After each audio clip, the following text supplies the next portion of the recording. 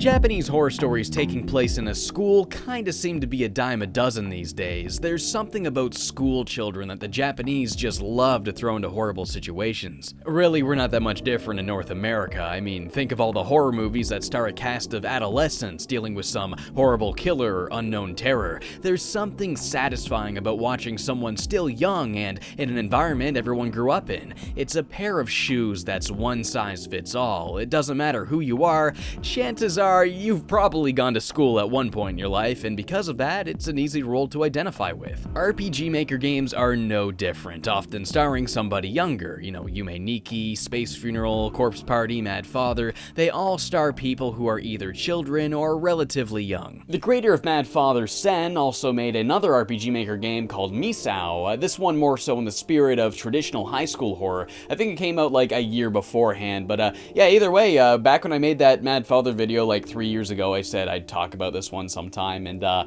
never did.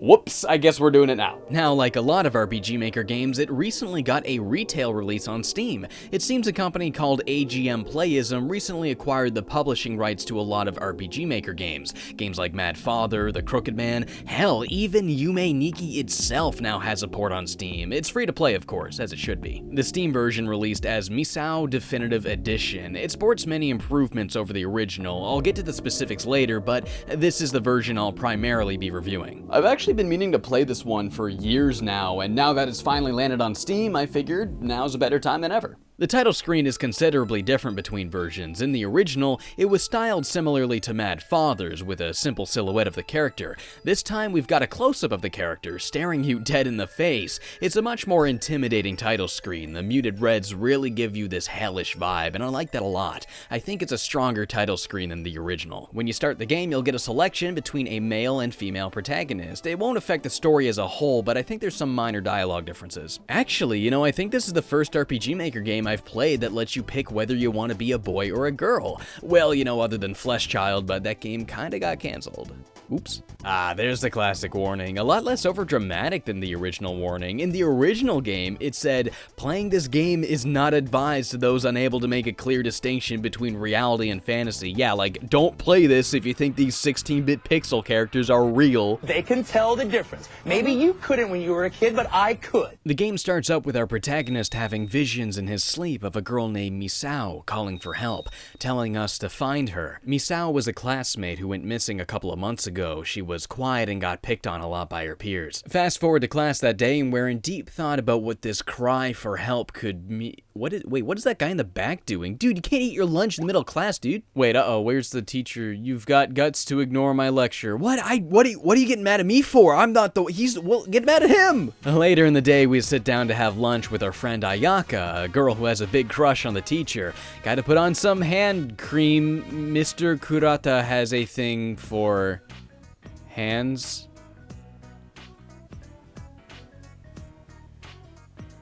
Sitting at the other table are 4 other students. Yoshino, a stinking rotten little jerk-off dickhole that bullies people all the time. Toma, a dumbass jock and his stupid girlfriend Sao Tome. And lastly, Kudo. This guy's alright. Okay, so the game introduces us to a cast of completely unlikable high school characters in a horror game where people are inevitably going to get killed off. I wonder what's gonna happen next. Before long, everyone hears Misao's voice, and the school is warped into an alternate dimension where nobody can leave. That's pretty much exactly what happens in Corpse Party, but of course the curse exists for a different reason here that we get to uncover as we play the game. Soon enough, we meet with a mysterious dude named Onigawara. You might remember this guy from Mad Father, except this time he's going by a different name. He poses as the student council president, but he's really this mysterious, all-knowing being who's here to help us on the right path to lifting the curse. We're introduced to his assistant, Library. Yeah, that's her name, Library, because she's always in the library. Okay, since that's stupid as hell, we get to rename her. Let's go with, yeah, that's much less stupid. There we go, way better. She's a general support character. If you're stuck and you need a hint, you can go to her and she'll give you an idea on what to do next. This is a really good idea because it's not that uncommon to walk in circles in games like this wondering what the hell to do. Mr. Onigawara, on the other hand, will save your game if you speak to him. maximum. On top of that, you can also quick save with the shift key. It doesn't save your game per se, but it'll give you a checkpoint that you'll respawn at if you die. Now, you might be wondering, why do I need this? Well, because everything kills you! There's like 100 ways to die in this game. Some of them are actually pretty funny too. One of them, you run out of the classroom and there's just no floor, so you fall down and land headfirst in the toilet. God, I wish that were me.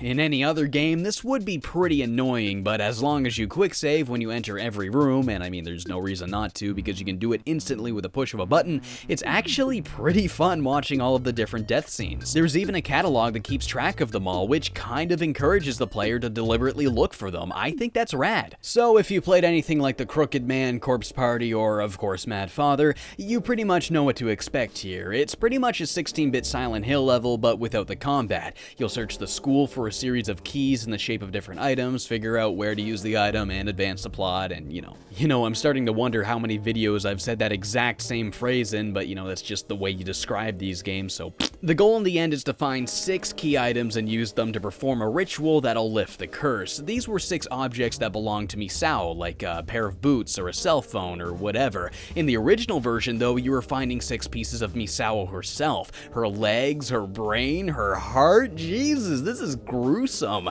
I imagine they may have changed it for the story to be a tad more convincing. I mean, like, you're just some high school kid. You're not gonna be shoving a human heart in your pocket like it's nobody's business. There were a number of changes like this. One of my favorite part of the game, too. You're in a laboratory and the doctor's about to come back, so you have to find a spot to hide. It goes all Indigo Prophecy on you, having you select a hiding spot, and there's a lot of places to choose from. Most of them lead to death scenes, but they're all fun to watch. The correct spot requires doing more than just picking somewhere. It's a puzzle within itself, and I thought it was really cool. Anyway, in the original version, you hide in a cut open dead guy. Okay, you can't tell me that some bum-ass high school kid is gonna need a hiding spot and see a dead guy cut open on the table be like, I got it. No, it ain't happening. Of course, other changes include much better graphics and much better character portraits, but the most important change has got to be the level design. I played through both versions so I could take note of the differences, and I noticed the original was a little harder to navigate. The school was restructured to be a lot more legible. Everything's more straightforward. Areas are easier to recognize, the location of the staircase is much more consistent between floors, and there's even signs that tell you which rooms are which. In the original, it was kind of a guessing game unless you just memorized the entire layout of the school, but now we got signs being like, yeah, this is the computer room, or yeah, this is this room, There's also a handful of new rooms in the definitive edition, like the art room and the cafeteria. Some puzzles will have an additional step. For example, in the original you get salt from something, but in the definitive edition you gotta figure out you have to grind it into salt using an object in the kitchen. They all feel fleshed out in a way that isn't just adding steps, but it feels like it's adding steps that should have been there in the first place. Any key item sequence that felt like it was overly simplistic or as pointless was turned into something actually fun to figure out. Though one puzzle from the original was removed entirely, the one where you get a code for the PC by interpreting it from this list of the coolest students in the school.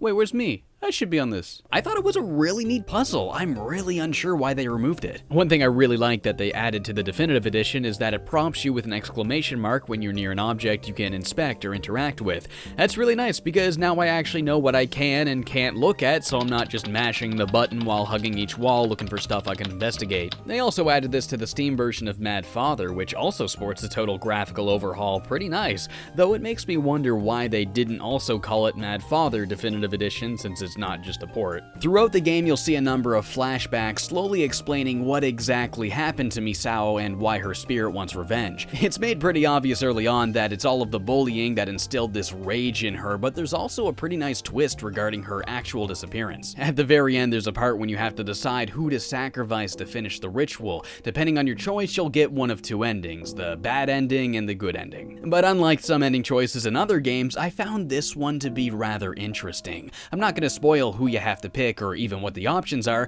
but it was a moment where you have to listen to your logic instead of your feelings. You really got to think with your head and ignore your heart, and when I found out I did make the right choice, I was like, whoa, so that was the right one, and it felt pretty damn satisfying. Or you can just pick the wrong one and reload a save and do the other. Once you've completed the game, the title screen will change a little bit. Misao's face is no longer this muted red, but is now colored in. Still doesn't look too happy though, but we're not done yet. You'll also have an extra option, Truth. This is a secondary short-lived campaign that follows up on the ending with the true ending. Here we dive deeper into each character's ambitions, flaws, and personal troubles. It does a good job of fleshing out all of the side characters while also giving the story a satisfying conclusion. And once you're done that, we come back to the title screen one last time to see Misao smiling and at peace. It's the last thing you see before he closed the window, and it couldn't be more perfect. I really enjoyed that. I think out of the more story-driven RPG Maker games, Misao is one of my favorites, honestly. And I know I haven't played this one in a couple of years, but I do think I like it quite a bit more than Mad Father. The story's pretty great, finding all of the death scenes is a good time, the item-based puzzles are pretty cool, and I never felt lost because of the hints that always nudge you in the right direction, but without just telling you upright what to do. Yeah, if you want to give it a shot, I'd recommend the Definitive Edition on Steam. It's only $5, and you get to enjoy some updated graphics, some more well-balanced gameplay and level design, and you get to support the original developer. It's only like 2.5 hours long, so it's great to go through in one sitting. Yeah, it's easily one of the better RPG Maker horror games I've played, so if you're looking for a good one, definitely check out Misao.